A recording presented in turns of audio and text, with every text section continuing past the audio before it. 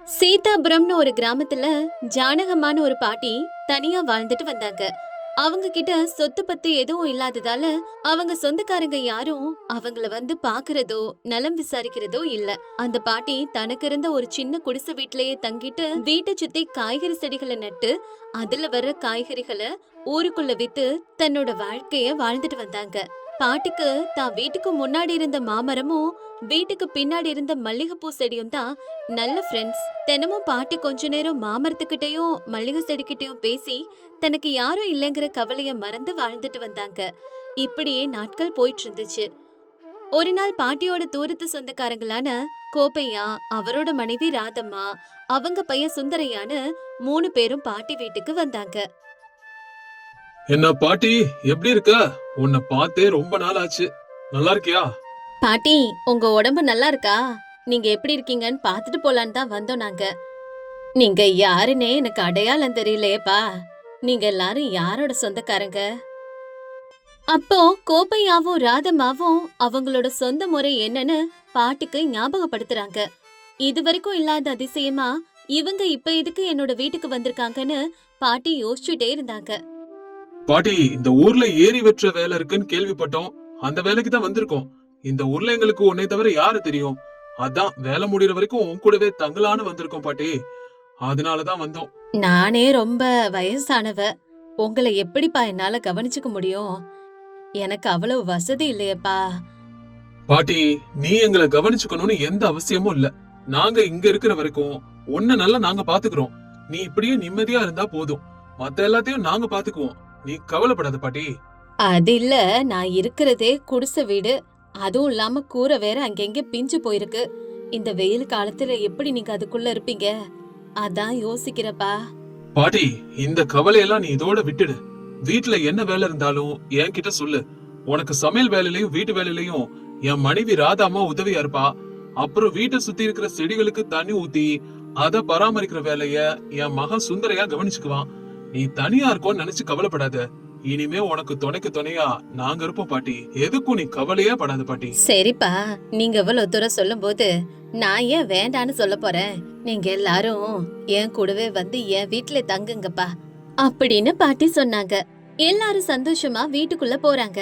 அடுத்த நாள் காலையிலே கோப்பையா ஏரி வெட்டுற வேலைக்காக ஊருக்குள்ள போறான். ஆனா ஏரி வேலை ஆரம்பிக்க இன்னும் 2 நாள் ஆகும்னு தெரிஞ்சுக்கிட்டு வீடு திரும்புறான். பாட்டி சொன்னது போல வீட்டோட கூரை பிஞ்சு போய் மோசமா இருக்குது. இந்த வெயில் காலத்துல இந்த சூட்டை தாங்கணும்னா வீட்டோட கூரைய சரி செய்யணும்னு யோசிச்சு கோப்பையாவும் சுந்தரையாவும் சேர்ந்து வயலுக்கு போய் வைக்கோல் அறுத்துட்டு வராங்க. எதுக்காப்பா இவ்வளவு வைக்கோல் கொண்டு வந்திருக்கீங்க? பாட்டி, இந்த வைக்கோல் எல்லாம் நம்ம வீட்டோட கூரைய சரி பண்றதுக்காக தான் எடுத்துட்டு வந்தோம். பாட்டி இப்ப கோப்பையாவையும் சுந்தரையாவையும் சந்தோஷமா பாக்குறாங்க. என்ன பாட்டி அப்படி பாக்குற? நேத்து நீதானே சொன்ன வீட்டு கூரை சரியில்லைன்னு. நானும் பார்த்தேன். இந்த வெயில் காலத்துல சூட்டை தாங்கணும்னா வீட்டு கூரைய சரி பண்ணணும்ல. அதுக்கு தான் போய் வைக்கோல் எல்லாம் எடுத்துட்டு வந்தோம். ஆமா பாட்டி, அதனாலதான் நானும் அப்பாவும் போய் வைக்கோல் எல்லாம் கொண்டு வந்தோம். நீங்க அப்படியே போய் நிழல்ல உட்காருங்க, நாங்க சீக்கிரமா வேலையை முடிச்சிடறோம். ஆமா பாட்டி, நீயும் ராதாமாவும் போய் அந்த மாமரத்து நிழல்ல உட்காருங்க, நாங்க வேலையை முடிச்சிட்டு கூப்பிடுறோம். இப்படி சொல்லிட்டு சுந்தரையா வீட்டு கூரை மேல ஏறினா. கோப்பையா கீழ இருந்து அவனுக்கு வைக்கோல் எடுத்து கொடுத்தான். 2 பேரும் சேர்ந்து கூரைய சரி செஞ்சு முடிச்சுட்டாங்க. பாட்டியும் ராதாமாவும் இத கொஞ்சம் தூரத்துல இருந்து பாத்துட்டே இருந்தாங்க. கோப்பையா சுந்தரையா ராதாமாவை பார்த்து பாட்டி தன்னோட மனசுக்குள்ள இப்படி நினைச்சுக்கிட்டாங்க. நான் இத்தனை நாளா எதை இழந்தேன்னு எனக்கு இன்னைக்கு தான் புரியுது. எனக்குன்னு ஒரு குடும்பம் சொந்தம் பந்தம்னு இருந்திருந்தா எனக்கு இந்த வயசுல எந்த கஷ்டமும் வராம பாத்திருப்பாங்க. எனக்குன்னு யாரும் இல்லாததுனால தானே நான் இத்தனை நாள் கஷ்டப்பட்டேன். இவங்கள பார்த்தா எனக்கும் பிள்ளைங்க இருந்து பேர பிள்ளைங்களோட சந்தோஷமா வாழணும்னு எனக்கு ரொம்ப ஆசையா இருக்கு. பாட்டி இப்படி யோசிச்சுட்டு இருக்கும் போதே சுந்தரையா கூப்பிட்டு பாட்டி கிட்ட பேசுறான். பாட்டி, ஒரு வாட்டி வீட்டுக்குள்ள போய் எல்லாம் சரியா இருக்கான்னு பாருங்க. இன்னும் எங்கயாவது கூரையில ஓட்ட இருந்தா சொல்லுங்க, நானே சரி பண்ணிடுறேன். சுந்தரையா இப்படி சொன்னதும் பாட்டி வீட்டுக்குள்ள போய் கூரை முழுவதையும் நல்லா சுத்தி பாக்குறாங்க. எல்லாம் சரியா இருந்தது. வெளியே வந்து இப்படி சொல்றாங்க. சுந்தரையா, கோப்பையா, நீங்க 2 பேரும் நல்ல வேலைக்காரங்கப்பா. கூரைய ரொம்ப அழகா வேஞ்சிருக்கீங்க. இப்ப வீடே பாக்குறதுக்கு ரொம்ப அழகா இருக்கு. இனிமே வெயில் எவ்வளவு கொளுத்துனாலும் நம்ம வீட்டுக்குள்ள வெயில் வராது. அடுத்து கோப்பையா சுந்தரையாவை கூப்பிட்டு மீதி இருக்கிற வைக்கோல் எல்லாம் ஒரு பக்கமா எடுத்து வைக்க சொன்னான். சுந்தரையா அந்த வைக்கோல் எல்லாம் எடுத்துட்டு போய் மாமரத்தோட பக்கத்துல ஒரு மூலையில வச்சுட்டான். கோப்பையாவும் சுந்தரையாவும் கை கால் கழுவிட்டு வீட்டுக்குள்ள வராங்க. ராதாமாவும் பாட்டியும் வீட்டை சுத்தம் செஞ்சு அவங்களுக்கு சாப்பாடு பரிமாறுறாங்க. அடுத்த நாள் சுந்தரையா மாமரத்துல ஏறி மாங்காய்களை பறிக்கிறான். அத அந்த வைக்கோலுக்குள்ள வச்சு பழுக்க வைக்கிறதுக்கான எல்லா ஏற்பாடுகளையும் செய்யறான். 2 நாளைக்கு அப்புறம் மாங்காய்கள் எல்லாம் பழமா மாறிடுச்சு. அதை எடுத்துட்டு வந்த சுந்தரையா பாட்டி கிட்ட குடுக்கறான். பாட்டி இத பார்த்து ஆச்சரியப்பட்டு போயிட்டாங்க. சுந்தரையா, நம்ம மரத்துல இருந்த தானே எல்லாமே, அதெல்லாம் மாங்காய்ங்க தானே, இந்த மாம்பழங்க எப்படி வந்துச்சு? பாட்டி, வீட்டு கூரைக்காக கொண்டு வந்திருந்த வைக்கோல் எல்லாம் அங்கதானே வச்சிருந்தேன். அந்த வைக்கோலுக்குள்ள வச்சுதான் இந்த மாங்காய்களை பழுக்க வச்சேன். 2 நாள்ல மாங்காய் எல்லாம் பழமா மாறிடுச்சு. இப்ப நீங்க இந்த மாம்பழத்தை சாப்பிட்டு பாத்துட்டு எப்படி இருக்குன்னு சொல்லுங்க பாட்டி. இத்தனை நாளா மாங்காய அரைக்குறையா கடிச்சுட்டு போட்டு விடுவேன். ஏன்னா ரொம்ப புளிப்பா இருக்கும். ரொம்ப நாளைக்கு அப்புறம் அப்படி பழுத்த பழங்களை பார்க்கும்போது எனக்கு ரொம்ப சந்தோஷமா இருக்குப்பா. இது சாயங்காலம் நம்ம எல்லாரும் சேர்ந்து சாப்பிடலாம், சரியா? அப்படி சொன்ன பாட்டி மாம்பழங்களை எல்லாம் எடுத்துட்டு போய் வீட்டுக்குள்ள பத்திரமா வச்சாங்க. கோப்பையா தினமும் ஏறி வெற்ற வேலைக்கு போய் வந்துட்டு இருந்தான். ராதா அம்மா வீட்டு வேலைகளையும் சமையல் வேலைகளையும் பாத்துக்கிட்டா. சுந்தரையா பாட்டியோட வீட்டு தோட்டத்துல இருக்க காய்கறிகளை பறிச்சு ஊருக்குள்ள போய் வித்துட்டு வந்து அந்த பணத்தை கொண்டு வந்து பாட்டி கிட்ட கொடுத்தான். இப்படியே கொஞ்ச காலம் போச்சு. ஒரு நாள் ஏரி வேலையை முடிச்சிட்டு வீட்டுக்கு வரும்போது கோப்பையா மீன் வாங்கிட்டு வந்தான். அத ராதாமா ரொம்ப ருசியா சமைச்சு எல்லாருக்கும் சாப்பாடு கொடுத்தா. எல்லாரும் ஒன்னா உட்கார்ந்து சாப்பிட்டுட்டு இருக்கும் போது பாட்டி இப்படி சொன்னாங்க. ராதாமா, உன் கையில ஏதோ ஒரு மந்திரம் இருக்கு. மீன் குழம்பு அவ்வளவு ருசியா வச்சிருக்க. நீங்க என் வீட்டுக்கு வந்த நாள்ல இருந்து நான் வயிறார சாப்பிடுறேன். இத்தனை நாளா நான் ஒருத்தி தானேன்னு ஏனோ தானோன்னு உன்னை செஞ்சு சாப்பிட்டுக்கிட்டு இருந்துட்டேன். நீங்க வந்ததுக்கு அப்புறம் தான் தினமும் விதவிதமா சமையல் செஞ்சு எனக்கு போடுறீங்க. நிஜமாவே நான் உங்களுக்கெல்லாம் ரொம்ப கடமைப்பட்டிருக்கேன். எனக்கு ரொம்ப சந்தோஷமா இருக்கு. என்ன பாட்டி இப்படி சொல்றீங்க? நாங்க எல்லாரும் உங்க வீட்ல தானே தங்கி இருக்கோம். தங்க இடம் கொடுத்ததுக்கு நாங்க தான் உங்களுக்கு கடமைப்பட்டிருக்கோம். இல்லம்மா, பேருக்கு இது என் வீடா இருந்தாலும் நீங்க வந்ததுக்கு அப்புறம் தான் இது ஒரு வீடாவே மாறி இருக்கு. இத்தனை நாளா வீட்டுல எந்த பொருள் எங்க இருக்கு, எப்படி இருக்குன்னு கூட எனக்கு ஒழுங்கா தெரியாது. நீங்க வந்ததுக்கு அப்புறம் தான் என் வீட்டுக்கே ஒரு அழகு வந்திருக்கு. என் வீட்டை ரொம்பவே நல்லா மாத்திட்டீங்க.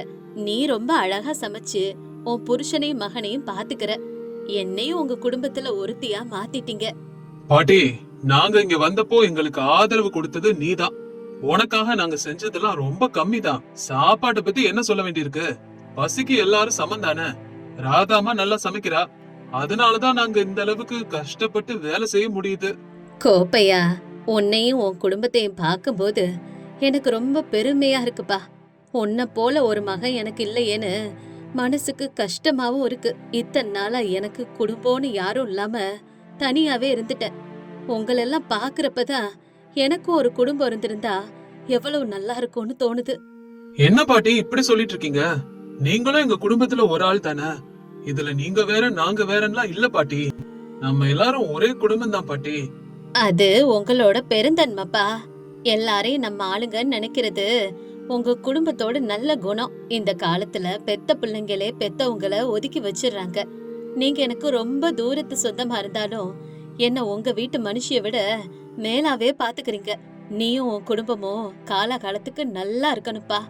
என்னோட ஆசீர்வாதம் எப்பவும் இருக்கும். என்ன பாட்டி நீ? நம்ம எல்லாரும் சேர்ந்து ரொம்ப சந்தோஷமா இருப்போம். நீ எதுக்கும் கவலைப்படாத பாட்டி. அதுக்கப்புறம் எல்லாரும் சந்தோஷமா சாப்பிட்டு முடிக்கிறாங்க. வழக்கம் போல கோப்பையா ஏரி வேலைக்கு போறான். நாட்கள் போயிட்டே இருந்துச்சு. ஏரி வேலையும் முழுசா முடிஞ்சது. ஊருக்கு வந்த வேலை முடிச்சதால கோப்பையா குடும்பத்தோட தங்களோட சொந்த ஊருக்கு கிளம்ப தயாரானா. கோப்பையா பாட்டி கிட்ட வந்து இப்படி சொன்னான். பாட்டி, நாங்க வந்த ஏரி வேலை முழுசா முடிஞ்சிருச்சு பாட்டி. அதனால நாங்க எல்லாரும் இன்னைக்கு ஊருக்கு கிளம்பலான்னு இருக்கோம். பாட்டிக்கு இத கேட்டதும் ரொம்ப கவலை ஆயிடுச்சு. சோகமா அவங்களே ஒரு மாதிரி பாத்துட்டு இருந்தாங்க. நீங்க எத்தனை நாள் இங்க இருந்த வரைக்கும் எனக்கு எந்த குறையும் தெரியலப்பா. நீங்க போயிட்டா நான் மறுபடியும் தனி மரம் ஆயிடுவேன். பாட்டி, அதனாலதான் நானும் அப்பாவும் ஒரு முடிவு எடுத்திருக்கோம். உங்களையும் எங்களோட சேர்ந்து வீட்டுக்கு கூட்டிட்டு போலான்னு இருக்கோம். நீங்க என்ன சொல்றீங்க பாட்டி? உங்களுக்கு எங்க கூட வர இஷ்டமா? என்னப்பா சொல்றீங்க? உங்களுக்கு எப்படி நன்றி சொல்றதுனே தெரியல. உங்களோட என்னையும் கூட்டிட்டு போறேன்னு சொன்னதுக்கு அப்புறம் போன உயிரே திரும்பி வந்த மாதிரி இருக்கு. நீங்க எல்லாரும் இங்க இருந்த வரைக்கும் என்னோட பாசமா இருந்துட்டு இப்ப பிரிஞ்சு போறீங்களேன்னு வருத்தப்பட்டேன். ஆனா என்னையும் உங்க கூட வர சொல்லி உங்க நல்ல குணத்தை எனக்கு காட்டிட்டீங்கப்பா. ரொம்ப சந்தோஷமா இருக்கு. பாட்டி, நாங்க இந்த வீட்டுக்கு வந்தப்ப எங்க மேல நீ எவ்வளவோ அன்பு காட்டுன. அதனால உன்னை எங்க கூடவே போகும்போது கூட்டிட்டு போகணும்னு நாங்க அப்பவே முடிவு பண்ணிட்டோம். இப்படி இன்னும் எத்தனை காலத்துக்கு தனியா இருப்ப? அதனால நீயும் எங்க கூடவே வந்துரு பாட்டி. நாம எல்லாரும் ஒன்னா சந்தோஷமா இருக்கலாம். என்னாலயும் உங்க எல்லாரையும் விட்டுட்டு இருக்க முடியாதுப்பா. நானும் உங்க கூடவே வரேன். அப்படி சொன்னதுக்கு அப்புறம் பாட்டியும் அவங்களோட சேர்ந்து அவங்க வீட்டுக்கே கிளம்பிட்டாங்க.